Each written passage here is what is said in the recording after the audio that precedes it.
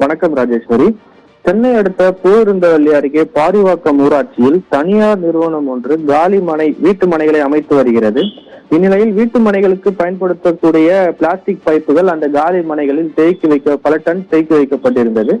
இந்நிலையில் திடீரென இன்று மதியம் 3 மணி அளவில் அங்க அந்த பைப்புகளில் திடீரென தீப்பற்றி எரிய துவங்கியதால் அக்கம் பக்கத்தினர் பதறி அடித்துக் கொண்டு அருகே உள்ள தீயணைப்பு பூந்தமல்லி தீயணைப்பு நிலையத்திற்கு தகவல் தெரிவித்துள்ளனர்.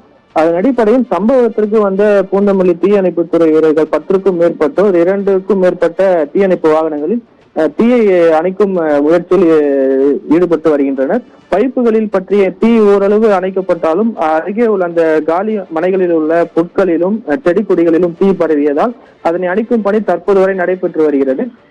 மேலும் இது குறித்து சம்பவத்திற்கு வந்த போலீசார் வழக்கு பதிவு செய்துள்ள தீ பற்றியதற்கான காரணம் குறித்தும் தீவிர விசாரணை மேற்கொள்ளப்படும் எனவும் தெரிவித்துள்ளனர் ராஜேஸ்வரி.